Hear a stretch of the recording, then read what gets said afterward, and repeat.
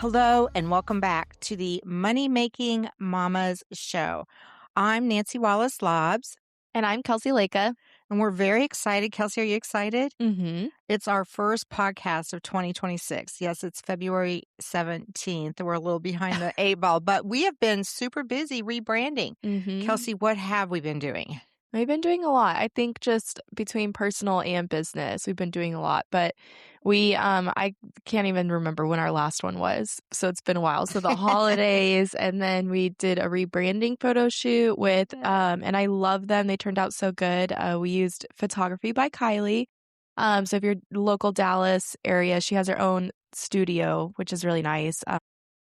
And then we've just been, taking those photos, and then we redid all of our social medias and wrote a book. And we have another book coming out. Yeah. We have been so busy.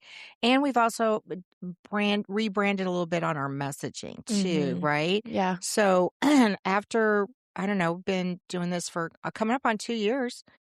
Yes?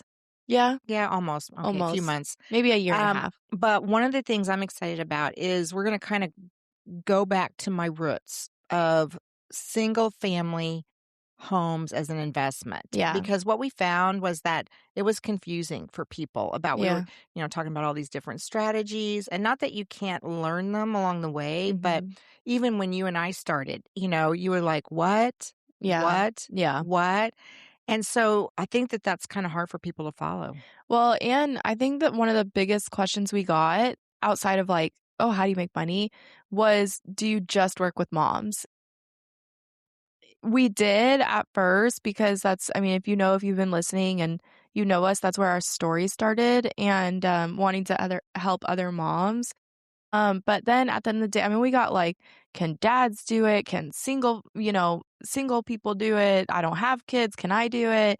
And I think that was another thing too. And then we really started looking back at both of our roots, and ultimately ended up with, no, we'd started doing this to get out of the corporate world, like both of us. And so now it's just, we've, kind of opened it up. Like, we're still the mamas who make money by real estate investing. But now, we've just kind of tailored it a little bit to, obviously, if moms want that. But now if others want to get out of the corporate world like we did, using real estate investing, that's so where we're we calling help. it like, if you're paycheck dependent, right?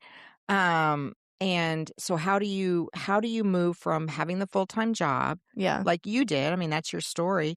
And then how do you just not quit your job? Because obviously when you have that paycheck, there's stability and you feel good about it. And, everybody needs money to pay bills. So you can't just jump from how do I, have a full-time job to not. So I think. And like, not even paycheck dependency, but it's like, okay, building my retirement fund and having health insurance and things like that. Those things that you don't think about, but those are still possible outside of a corporate world position. And I think, looking back now, even if I didn't have kids, I think I would still want to try to get out of it, because I love just kind of being able to do what I want to do and not living by that 9-to-5 grind. Exactly. And so we've had some more, and we'll be talking about it this year, but there's some more opportunities that have opened up because I have a property management background. So that's I wrote a book called Simple Property Management, and I did it for 10 years. And so when we looked at it, it's like, okay, that's really where my expertise lies, is in,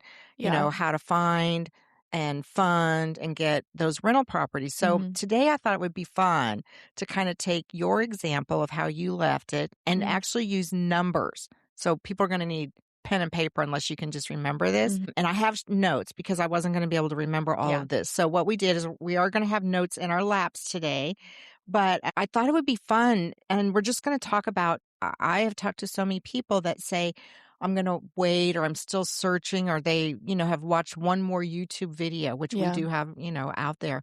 And then it's like, well, why aren't people taking the jump? Right. And I don't think that we've connected the dots about, it's great to do. I just talked to a lady a couple weeks ago, and she's been to a bunch of different 3-day workshops. Yeah. And she's watched a bunch of videos, and she talked to me, and she downloaded our free stuff. And I just said to her, I was like, well, what is it that you're waiting for? Yeah. And she just, I think it was that confusion, the fear, Yeah. not really knowing what to do. And I was like, well, have you ever just thought about going into single family? So then that made me think, you know, what does it cost people Yeah. not to even look at buying their first rental property? So that's what we're Mhm. going to talk about today. I Okay. called it the compound effect, which I know Darren Hardy wrote. Was it not Darren Hardy that wrote a book called The Compound I Effect? think so. Yeah, who you met a few years ago. Yes. Well, before we move on to the compound effect and waiting, because you and I have been talking about time, and you just had a major milestone with your son, Yes. my grandson. Yeah. So, yeah, I guess on a personal level too, I now have a 4-year-old, which is wild to think about because when we started this, he was like 2. And like Toby was like when I started, we're looking back at like roots when I started like wanting to do my own thing and get out of the corporate world and be with my kids more, like Toby wasn't even a year old. Like, which is wild to think about. So, anyways, yeah, he is 4 years old now, and, it seemed to his 4-year-oldness is so fun, and, like, he loves anything Avengers, but those listening skills are really testing me. And But then but I thought it was very telling because you asked me a question the other day. Do you remember that question that you asked me about time? yeah, I said, "How do you make it slow down?" And I said, well, I have probably more time in front of me than I do Mhm. behind me, or vice versa, more behind me than I do. But you wanna know something? Okay, because this kinda, like, ties into, like, what we're talking about, what our message is, and, what we're kinda standing for. So, yeah, as a mom and, like, my sole focus is my kids, I stay home with them, they're littles, we just potty trained Toby, like, all those things, and, yeah, I really struggle with and I'm sure a lot of moms and other people do, of, like, time going by so fast, especially when you're older. Well, I actually read an article. I don't know how much this is like actually true, but it kind of makes sense. So they were talking about when you're a kid, every day is like a new experience. So your brain really records those memories. They really like, okay, this day was different than this day and so forth. So our childhood seems longer because we have new experiences more often. And then the older you get, the less new experiences you have. So your brain doesn't record it. So again, going Monday through Friday to a 9 to 5 job and doing that same exact thing, well, your brain already knows it, so it's not recording it. So if you're not living every day differently, then yes, time feels almost faster because your brain has no purpose of recording every single day that's the same. That's awesome. Okay, short little intermission there. I don't know what happened to that. So So if you're apologies. watching, yeah, Yeah, if you're watching it, you'll see our ceiling a little bit or instead of just ignore us. me. Yeah. We did So get a new camera. That was the other thing we did. So yes, yes, yeah. we're learning. So yeah. Okay, I'm sorry. You were talking about time and your Yes. brain's not recording. Yes. So yeah. So anyways, going back to that, like I just feel like I've been trying to like live every day differently and that wouldn't have been possible if I had been doing corporate jobs still with my kids because it would literally look like the same thing every single day, Monday through Friday. So yeah. So I thought that was very interesting. Yeah, so I think it's such a good topic today. So Mhm. what we're going to do is I've got some notes here and I Mhm. did these are going to be averages based on but we're going to use kind of Kelsey and what she did and when she came to me and said, "Okay, the whole corporate job, how can I leave it?" I don't even know why we never even talked about this part before, but we're actually going to walk you through the numbers that I shared with her and I'm going to be talking about the compound cost of waiting. So, our average demographic that listen to our podcast show and that we work with, not that, we don't work with younger or older, but is around 35 to 55, right? Mhm. So it's a good range there. Oh man, keep talking. And so, Kelsey, when you were working, we've talked about that you had, your corporate job and you had a salary and then you got commissions and whatnot. Based on my research, I think this kind of aligned with what you were making, which was 70 grand. That was your base salary a year, right? Mhm. Okay. So what I said is, and that's a pretty good income and that seems stable, right? You got that paycheck every week or what. I think that ended up being like, I don't know, 1,300 or something and some change before taxes and all this stuff. So I said, okay, well, if you want to invest in a single family buy and hold, right? And so we're going to use that example today of like the average price of a 3-bedroom, 2-bath home. And what I did is instead of being specific to the DFW area, which we're in, I thought, well, it'd be good. Like if we have listeners, it's going to be kind of an average. So these numbers are going to be average. So average across the U.S. for our example today, we're going to be talking about a purchase price of a 3-bedroom, 2-bath home for around $300,000. Now, you and I have talked about this. So or the ARV, but we're just going to leave it to 300,000. You could maybe pay more or less. The average interest rate as we're recording this today for an investment property is right at 6.75. So it's not like really bad, right? Yeah. The conservative net cash flow we're going to talk about is going to be $300 a month, which is quite doable. And I want to clarify, we're talking about buy and hold strategy, not flipping, right? So this is you buy it, you renovate it, whatever you need to do, and you put a tenant in it. So it's considered stabilized rental income with professional management, okay, which the professional management comes from me because that's what I used to do for 10 years. So what we're going to do is if you take that $300 a month cash flow, that's $3,600 a year, okay? So that's one number that we're going to talk about. That's actually 5%. So remember, the topic is how can I move out of my corporate job? How do I replace that? So just on that cash flow alone, that's 5% of that 70,000. So we're not there yet, right? Yep. But then if you look at the other things besides cash flow, there's appreciation. So the average appreciation, that means if I bought a property for 300, how much is it going to be worth next year or the year after? Real estate almost always goes up in value, right? So the average appreciation rate is 4% for the United States. So if you take that 300,000 times 0.4, that's a $12,000 increase in the value of that. So Right. now that property is worth 312,000. Mhm. So that total wealth gain that you're going to get is the $3,600 in cash flow plus the $12,000. Okay, it's not actual money, but it's actual value, right? So that's 12,000. So now we're talking about 15,600 annual wealth growth. Okay, that's Okay. just for 1 year, one property. Yeah. So you know what? That ends up, okay, here we go, statistics, 22% now of the 70,000. So we're about a fourth way of realizing the value of your annual salary, okay, from just one rental property. Now, then you have the loan payment, so when you get it rented, so you're actually going to see about, depending on, when you get started, but about a $3,000 to $4,000 principal reduction in what you owe on the property. Okay, there we go. That then moves that total wealth movement closer to 19,000 because you're going to be paying it down. You get what I'm saying there? Yep. So, okay, you get paying it down. So now, what does that really mean? What is the cost if you wait 1 year? Okay, what's going to be $19,000?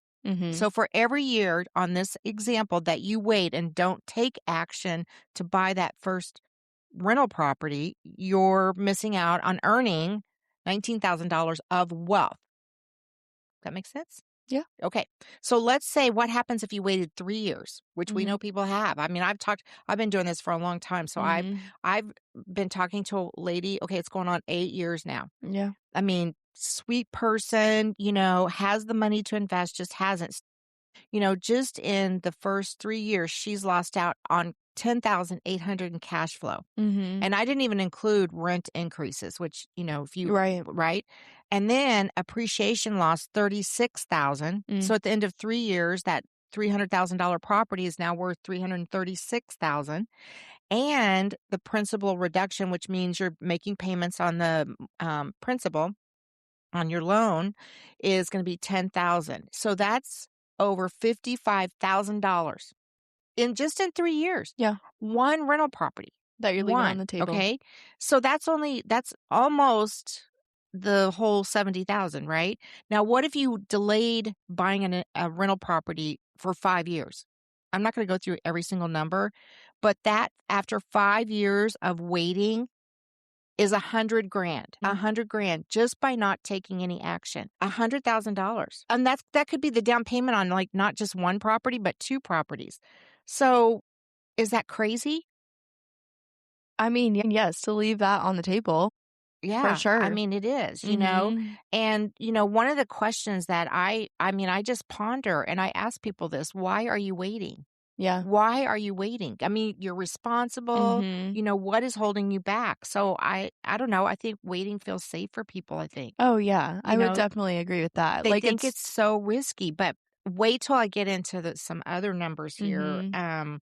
Well, I think that was it for me, like, I felt like it was very risky right off the bat, but then doing the numbers, sitting down and like, "Oh, no, that makes sense," and, what do they say? When you buy a car, like, the first second it hits the streets, like, the depreciation goes down, but with real estate, it always goes up. I know, it's crazy, right? Mhm. Well, and just, okay, so most jobs, okay, so what was the highest raise that you ever got? I mean, like 5%? I mean, Not even, okay, no, yeah, like I mean, 2%. I know my husband at his job, I mean, one year he got like 1%. I was like, "What's the Mhm. point?" Because Yeah. I think, first of all, that doesn't make you feel very good. And, the company's raking Yeah. it in, right? So, but I based it on 3%, right? I Yeah. think that's so if you were at that $70,000 job and you got a 3%, annual increase, it's 2,100. 2,100.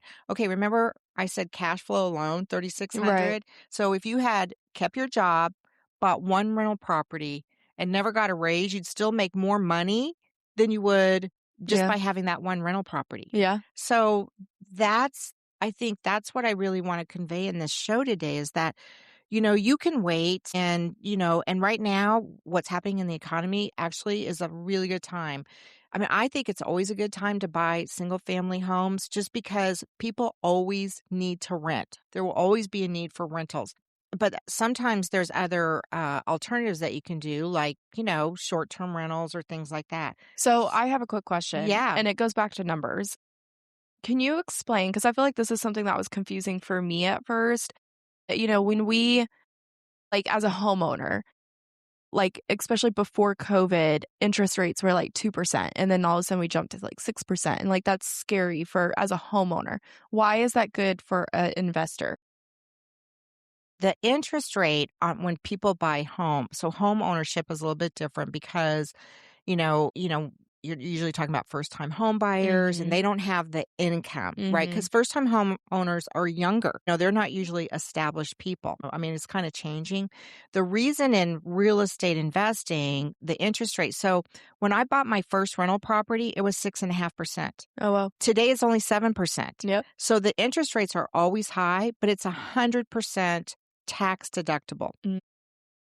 So I don't even mind, like, even if we buy a property that I can't get a regular loan for and I have to go hard money and I have to pay, like, I don't know, 10 or 11%. If it's a deal Mm. and I know I'm gonna make almost $20,000 in wealth on one property, Yeah. because the thing with single family is that because of the appreciation, you can always refinance. Mm. You can leverage it to, like you buy down the principal for, let's say, 5 years, Mhm. and you can go and refinance it and pull the cash out. So it's Mhm. cash out refi is what it's Right. called, and go and use that money. And that's how we were able to buy more property. So we cashed out refi, and then we took the equity that we had earned through appreciation, which is just wealth, and it's tax free when you do that. Right. So if you take out $30,000-$40,000 in cash from that rental property, you're not paying taxes on it. So now I can go and I have a way to buy another property and another property. And that's Yes. how people, because I remember when I bought my first rental and I was like, well, how do people do this? How do they Mhm. get the next one? And, I'm going to throw this statistic out. Of all of the rental properties in the United States, the majority of them, it's almost 80%. It's Mm. like 75 to 80% of all the rentals are owned by individual people like Mm. us, like mom and pops, they call them. They're not hedge funds. Hedge Mhm. funds own a lot. They're not companies. They own a lot. But the majority of rentals are owned by people like you and I, like our audience. And the cool thing is of that 75, let's just call it Mhm. 75%, 89% of those people only own 1 to 2 rental properties. Yeah, and most millionaires, they built their wealth on single family rentals. Mm. So I really thought about, okay, what does it cost to wait? So if you are looking at buying, and most people, I don't know if 70,000 is too high for your area, Mhm. maybe you only make 50. Yeah. So even with that example, you'll still be ahead by just having the ability to get that first rental. And Yeah. that's really what we're going to be focusing on in 2026 is helping people buy their very first rental, because once you buy that first rental, oh my gosh, you've just unlocked the way to leave your corporate job. You don't have to, and or maybe you want to stay there. You stayed, I stayed for a little bit, but then when you see that key go in that lock, for your first rental, I Mhm. think that just is so empowering for people. Yeah. And when you break it down and say, you know what, you don't have to own 10, you don't have to own 5, you only need to own one, and Yep. you will be on your way. And so just remember, if you take anything away from today, just know that every day, like Kelsey was saying, Mhm. if you're not recording that new, what did you call it? Like a memory, A like our memory. new experience. So you can watch a YouTube video, but actually about, buying a rental house, but actually going out and looking at them or talking to someone that has experience Yep. like us, I think that'll stick with you more. it'll stick with you more. Mm. Yeah. Well, Kelsey, do you have any questions? Because we're going to make we're really going to just kind of stick to the compound way today. No, I think, I mean, I think the biggest thing is like when I was when me and Zach were first starting to learn investing in real estate, the numbers can be very intimidating, and you're like, "Well, what does this number mean? What do you mean, like, 15,000 in wealth? Like, what," and all that stuff, and so I think just breaking it down, like, just how we did right now is very helpful, at least that was helpful for us to learn, and so I don't wanna overwhelm people with any, Yeah. more information, and just have to tune in to next one to. Well, I think so, and also in the description, I'm gonna have this example. We'll put Mhm. that in there so you can kinda see the numbers for yourself. Right. Yeah, and then, our master class is kind of around that too. Well, and let's talk about Own It really quick. Our practical path out of the rat race through. So that also kind of breaks down a little bit, and it's 17, right? Yes.